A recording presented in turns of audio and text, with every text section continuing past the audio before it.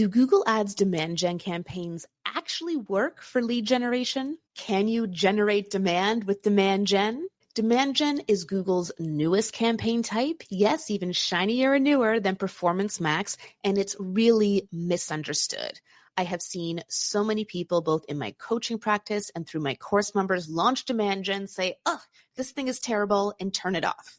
Will demand gen campaigns work for everyone? No, but it can work if you put the right foundations in place. For today's episode, I wanted to bring you 3 different Google Ads practitioners who have run successful demand gen campaigns for 3 very different kind of lead generation clients. In doing so, I hope to inspire you with real-world, current examples of how you might be able to make demand gen work for your account. I'm your host, Jyll Saskin Gales. I spent 6 years working for big brands at Google, and now I work for you. This is Inside Google Ads, Episode 70, Demand Gen for Lead Generation. Heather Broussell is the founder of Antares Digital Marketing, and she's here to share a story of how demand gen had some surprising results for an educational institution. Let's have a listen. The client that currently I'm using demand gen for is a prominent university. So the reason that we decided to go the route of demand gen was primarily because the university needed some brand awareness, but they also needed to hit specific enrollment numbers. We were tracking primarily form fills because then those go into their admissions department where they will then follow up with the potential candidate. Most of the creative was centered around the different types of community days that they have at the school. They wanted to show they are open to different nationalities and different cultures. And the majority of this is really focused around the students owning that entire process. So in the video, you're not really hearing from the president, or you're hearing from the actual students. So the targeting was actually very interesting. They also, of course, run social media type of campaigns. So what we did was we pulled different lists that we were using in social media, and we essentially made lookalikes of those. The ones that were really generating a lot of views, a lot of engagement. We found that engagement actually was a bit higher on Google, which wasn't a surprise to me because that's something that I've really been heavily testing. We also kind of took a more creative approach to we used 2 different types of audiences. So one audience was the student, and then the other audience was the parent. These videos that were maybe like more on-campus fun types of things, that's really where we want to get the student excited. Whereas a video that maybe is more so around different offerings in the school, more of like a behind the scenes of how those things come together, that was really the way that we approached parents, because that would really speak to them. And that would say, this is someplace that my child would really get value out of. We wanted to really focus on conversion-based bidding. So we really focused on target CPA. We wanted to make the daily budget about 15 times more than the expected target CPA. One of the main things that we looked at to like gauge success was looking at the video played metrics. We wanted to make sure that our messaging was, one, very strong.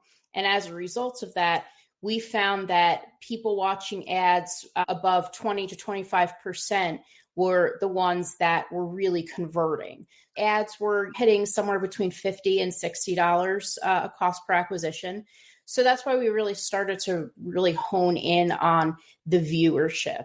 And when we did that and we started to really pause out those ones that were just kind of stragglers and, not really hitting that 20 to 25% mark, that's when we started to really drive down the CPA, because that was primarily our goal. And we actually ended up at a $21 CPA, and the client was thrilled. And they started to see enrollments really spike. They're a university based in Texas. They get a huge amount of local candidates. One of our goals was actually to kind of penetrate the Northeast. And we found that the videos really started to resonate with people in the Northeast, but even more so, which was really interesting, is that they started to resonate with candidates that were in like the Oregon or Colorado areas, which are typically areas they don't normally get candidates from. And they actually did find that they got quite a few enrollments that actually moved forward with the process and enrolled and became students. Next up, we're going to hear from Austin Lindquist, who's the director of PPC at Ring Ring Marketing and one of my Google Ads coaching clients. He's going to share a story of how demand gen was really helpful for a home services business to help buff up their normally slower season. A big part of Ring Ring Marketing is we work with trades. One of our clients is a window and door dealer, and we decided that we wanted to really expand and get him a little bit top of the funnel, but also get a little bit better conversion tracking. So we tried out demand gen. We were all trying to figure out, okay, like what is going to be the best way to approach this? And we decided with the client to use an audience that is 25 to 34. We wanted to do a lookalike audience. So we built our lookalike audience off of a website remarketing list. And then we decided to do windows, doors, and siding, door installation services, and window replacement. With the creative, we had 2 different ads going. The first one was image creative, and we decided with the client we wanted to do both the before and after images that he had, as well as AI generated. If you've ever worked with one of these clients, they have a tough time of getting their installers to actually get good pictures. So we did leverage some of the AI features, which was really nice. And then the second one was leveraging the video ad. He was running YouTube ads before. So we actually uploaded that creative, and most of his clicks and conversions at first were coming from the video ad. And so now it's kind of going 50-50. When we first ran, we had optimized targeting on and display ads, and that was a pretty big mistake. He got a lot of spam. When we turned off optimized targeting and display network, we actually went from 65 conversion to 30. And the ones that he was getting, he was actually getting good leads. He was very happy. Our client, he definitely loved the demand gen experience, but obviously Google search, I still think, that is going to be king. We also run in tandem our Google search with demand gen. We just focus in on Google search and then leverage demand gen during his slow season. Having the two work together is probably one of the best things that we've been able to do this year for 2025. And hoping just to continue that success for all of our trade clients. Let's hear now from Jack Hepp, the founder of Industrious Marketing, who leveraged demand gen in a creative way for his cybersecurity client. We ran demand gen for a managed IT service. It's targeted at small businesses. We've tried search. There was really limited search volume for them. They tried some social media as well and had limited success, but the targeting was difficult. So we ended up trying demand gen. The goal was basically to target businesses that were aware of this as an issue and maybe they didn't know that there were solutions that existed. Where we ended up finally having success was we built a custom segment. We used some of the top performing search terms that we'd had when we tried search before. And then we also added in industry type websites that somebody might go to if they're looking for information on how do you do cybersecurity or what are cybersecurity risks like, things like that. And then we added in potential competitor websites as well, just to kind of give us a well-rounded audience that we could reach. Then we also added in demographic age restrictions. So we eliminated mostly younger audiences and then older audiences. What we found with demand gen is different people react to different types of creative. Some people are willing to click on an image ad in the Discover feed. Other people maybe are more likely to click on a video ad in YouTube or things like that. So we tested a variety of types, and then our best ads were where we focused on their pain points. We knew that they were problem aware, not necessarily solution aware. And so we were able to put their pain points in front of them. The top ads were almost always, protecting your business is where we were, avoid cyber attacks, protect them from cyber attacks, things like that. We tried like feature focused ads or some that like highlighted industry statistics. This percentage of small businesses will have a cyber attack, things like that. And we didn't get the response out of those that we did out of, hey, this is the problem. We know it's a problem. Here's the solution. One of the big things that helped us find success with this is we knew that this audience wasn't necessarily ready to sign up for a service today, right? They weren't searching for cybersecurity solutions or managed IT solutions. So they weren't necessarily an audience that was going to be booking a demo as soon as they clicked on the ad. And so what the client was able to build a quiz on their landing page, and we drove people to the landing page and then encouraged them to fill out this quiz. And it walked them through, like, how do you handle the IT services that you have currently, if you even are doing anything to handle those services. And so it was a much lower lift for people. They weren't having to book a demo, commit to anything like that, but they were getting information and they were showing us that they were interested, and they were somebody that actually was willing to go beyond just clicking on an ad. And so we knew that they were higher quality. They were at least MQLs, marketing qualified leads, and a higher level than just an ad clicked or even a really basic form fill. Over 3 months, we saw a $10.24 cost per lead. So that was people who actually completed the quiz. One of the best things was users who completed the quiz converted 2 SQLs at a 40% rate. And then overall, they had a 20% increase in SQLs on the account. So on search, clicks were $10 to $20, on average around $15. And with demand gen, we were able to generate about $10 MQLs.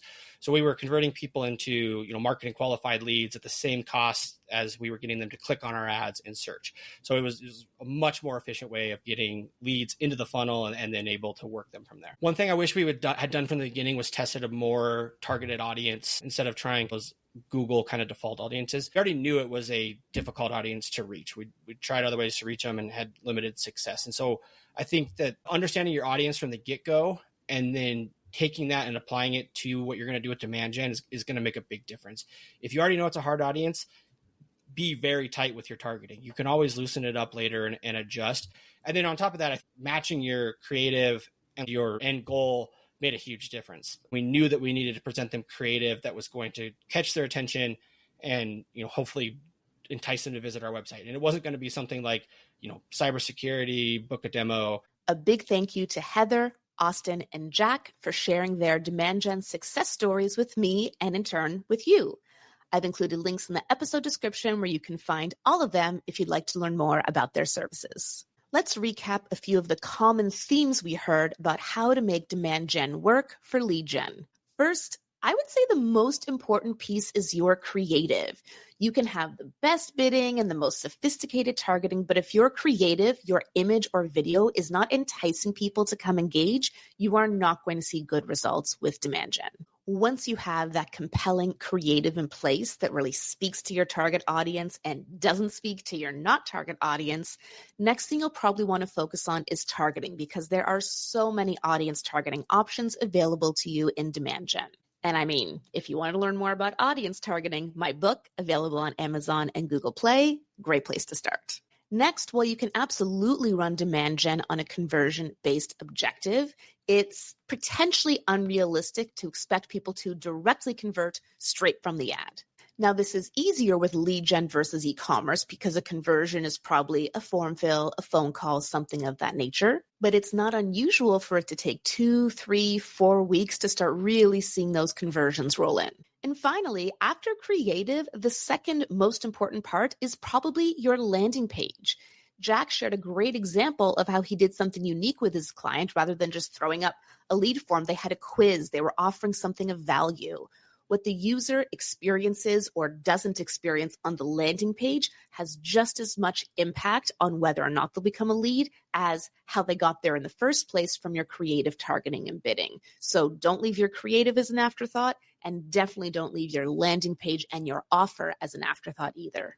There's a lot to keep in mind here with demand gen. It is a tricky campaign type, but you can absolutely make it work for your business, just the way Heather, Austin, Jack, and many other practitioners around the world have been making it work for their clients. If you'd like to learn more about demand gen campaigns, episode 32 of this podcast from September 5th, 2024 was all about demand gen. There have been some cool updates since then, like channel breakdown reporting and channel selection. You can find tutorials about those in my course, Inside Google Ads, at learn.jyll.ca. That's JYLL.ca. Here's our insider challenge for today. Let's say you work with a business that operates in a sensitive interest category. That means you can't use any of your data segments, you can't use lookalike segments, and you can't use custom segments or custom interests. What that leaves for you is Google's audiences and optimized targeting. So what do you do? Do you run demand gen with these more limited audience capabilities, or do you just stick with search? The beauty of the Insider Challenge is there's no right or wrong answer, just an opportunity to stretch your brain on real-life Google Ads problem solving. Last episode's challenge was this. Let's say you've spied on your competitors using Keyword Planner and found a bunch of keyword ideas that are relevant to your business, but you aren't currently advertising on them. What do you do next? Well, since we're talking about demand gen today, one of my favorite ways to get started with demand gen is to build a custom segment based on search terms.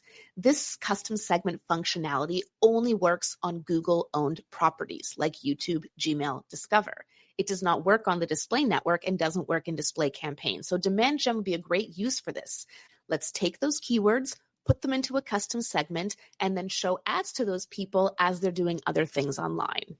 Of course, the simpler thing to do would be simply to add those keywords to existing search campaigns. Depending on the size of the business, I would decide whether I want to go exact or broad match with that, exact for smaller budget, broad for larger budget, and then I would analyze if they fit into my existing ad group themes or if I maybe need to launch new ad groups to take advantage of this different intent. What about you? What would be your first instinct to do with those new keyword ideas? I'm Jyll Saskin Gales, and I'll see you next time inside Google Ads.